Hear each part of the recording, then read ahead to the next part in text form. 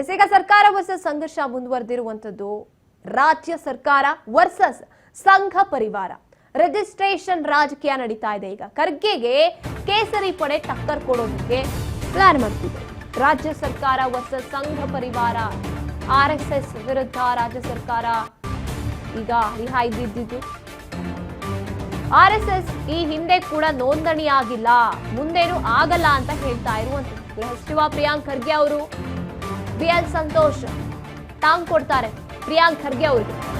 ಸಂಘ ನೋಂದಣಿ ಮಾಡೋ ಅವಶ್ಯಕತೆ ಏನಿಲ್ಲ ಅಂತ ಟಕ್ಕರ್ ಕೊಡೋದು. ಇಷ್ಟು ವರ್ಷ ನೋಂದಣಿ ಆಗದೆ RSS ಹಿಂದೂಗಳನ್ನ ರಕ್ಷಿಸಿಕೊಂಡು ಬಂದಿದೆ, ಹೋರಾಡ್ತಾ ಇದೆ ಅವ್ರಿಗಾಗಿ. ಪ್ರಿಯಾಂಕ್ ಖರ್ಗೆ ಅವರೇ ಸಂಘ ನೋಂದಣಿ ಮಾನದಂಡ ಅಲ್ಲ ಅಂತ ಹೇಳ್ತಾ ಇದ್ದಾರೆ. ನಿಮ್ ಕುಟುಂಬ ವಾಸ ಮಾಡೋದಕ್ಕೆ ಹಿಂದೂಗಳೇ ಕಾರಣ ಅಂತ ಹೇಳ್ತಾ ಇರುವಂತದ್ದು. ಗುಲ್ಬರ್ಗಾಗ್ ಬಂದು ಜೀವನ ಕಟ್ಕೊಂಡಿದೆ ಪ್ರಿಯಾಂಕ್ ಖರ್ಗೆ ಅವರ ಕುಟುಂಬ, ಅದಕ್ಕೆ ಬಿಜೆಪಿಯ ಸಂಘಟನೆ ಇದೆ RSS ಕಾರಣ.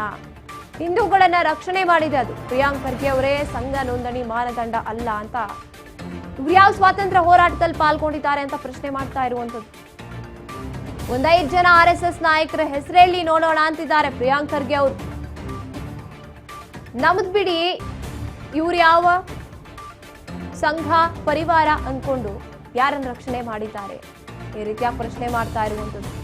5 ಜನ RSS ನಾಯಕರ ಹೆಸರು ಹೇಳಿ BL ಸಂತೋಷ್ಗೆ ಗೃಹ ಸಚಿವ ಪ್ರಿಯಾಂಕ್ ಖರ್ಗೆ ಅವರೀಗ ಸವಾಲ್ ಹಾಕ್ತಾ ಇದ್ದಾರೆ.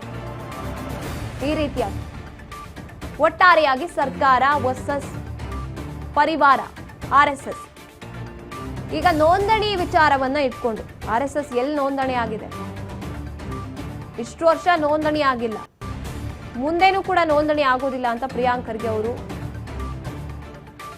ಟಕ್ಕರ್ ಕೊಡ್ತಾರೆ. ಅದಕ್ಕೆ RSS ನಾಯಕರು ಈಗ ಉತ್ತರ ನೀಡೋಕೆ ಮುಂದಾಗಿರುವಂಥದ್ದು. ನಿಮ್ಮ ಕುಟುಂಬ ಇವತ್ತು ಗುಲ್ಬರ್ಗಾಕ್ಕೆ ಬಂದು ಜೀವನ ಕಟ್ಕೊಂಡಿದೆ, ನೀವಿನ್ನೂ ನಮ್ಮ ರಾಜ್ಯದಲ್ಲಿ ಉಳ್ಕೊಂಡಿದ್ದೀರಾ ಅಂದ್ರೆ ಅದಕ್ಕೆ ಇದೇ RSS ಕಾರಣ ಅಂತಿದ್ದಾರೆ.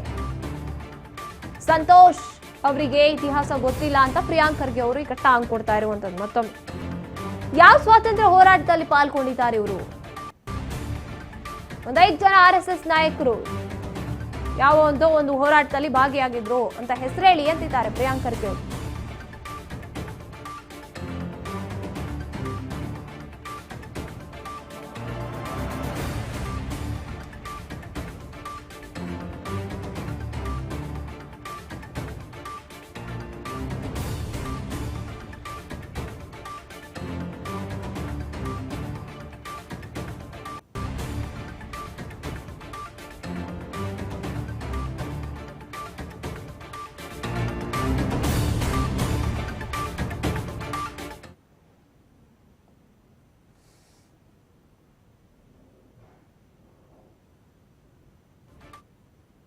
ಇವತ್ತು ಸರ್ಕಾರದ ರಿಜಿಸ್ಟರ್ ಮಾಡಿಕೊಂಡಿರ್ತಕ್ಕಂಥ ಸಂಸ್ಥೆಗಳ ಆರ್ಥಿಕ ಅವ್ಯವಹಾರದಲ್ಲಿ ಮುಳುಗಿ ಜೈಲನ್ನ ಸೇರ್ತಾ ಇರುವಂತಹ ಜಾಗಗಳಲ್ಲಿ ಕಳೆದ 100 ವರ್ಷಗಳಲ್ಲಿ ರಿಜಿಸ್ಟ್ರೇ ಮಾಡಿಕೊಳ್ಳದೆ ತನ್ನನ್ನ ಕೋಟ್ಯಾಂತರ ಜನರ ವಿಶ್ವಾಸವನ್ನ ಸಂಪಾದಿಸಿ ದೇಶ ಸೇವೆಯ ಮಾಡ್ತಾ ಇರ್ತಕ್ಕಂಥ ರಾಷ್ಟ್ರೀಯ ಸ್ವಯಂ ಸೇವಕ ಸಂಘ ವಿಭಜನೆಯ ಸಂದರ್ಭದಲ್ಲೂ ಹಿಂದೂಗಳಿಗೆ ಬಂದಿತ್ತು. ಪ್ರಿಯಾಂಕ್ ಖರ್ಗೆ ಅವರೇ, ನಿಮ್ ರಿಜಿಸ್ಟ್ರೇಷನ್ ಜಗತ್ತಿಗೊಂದು ಮಾಪದಂಡ ಅಲ್ಲ. ನೀವು ರಿಜಿಸ್ಟ್ರೇಷನ್ ಮಾಡ್ಕೊಂಡು ಅವ್ರು ಅವ್ಯವಹಾರ ಮಾಡ್ತಾ ಇದಾರ. ಆದ್ರೆ ರಾಷ್ಟ್ರೀಯ ಸ್ವಯಂ ಸೇವಕ ಸಂಘ ಇಲ್ಲಿರ್ತಕ್ಕಂಥ ಸಾವಿರಾರು ಜನರ ರೀತಿಯಲ್ಲಿ ಕೋಟ್ಯಾಂತರ ಜನರ ನಂಬಿಕೆಯ ಜೊತೆಗೆ ಇವತ್ತು ಕೆಲಸ ಮಾಡ್ತಾ ಇದ್ದಾರೆ, ನಂಬಿಕೆಯ ಜೊತೆಗೆ ಕೆಲಸ ಮಾಡ್ತಾ ಇದ್ದಾರೆ. ಯಾವ ರಾಜ್ಯಸಭೆಯ ವಿರೋಧ ಪಕ್ಷದ ನಾಯಕರು ಮಲ್ಲಿಕಾರ್ಜುನ್ ಖರ್ಗೆ ಇಡೀ ಕುಟುಂಬ ಹೈದರಾಬಾದಿನ ರಜಾಕಾರರ ಹಲ್ಲೆಯನ್ನ ಎದುರಿಸಿ ಗುಲ್ಬರ್ಗ ಕಡೆ ಓಡ್ ಬಂತು. ಆ ರಜಾಕಾರರನ್ನ ಎದುರಿಸಿದ್ದು RSS ನವರೇ. ನಾನು ಗೃಹ ಮಂತ್ರಿಗಳಿಗೆ ಹೇಳ್ತೀನಿ, ನಿಮ್ ಪೊಲೀಸ್ನವರು ಅಲ್ಲ, ನಿಮ್ ವಂಶಸ್ಥರು ಅಲ್ಲ.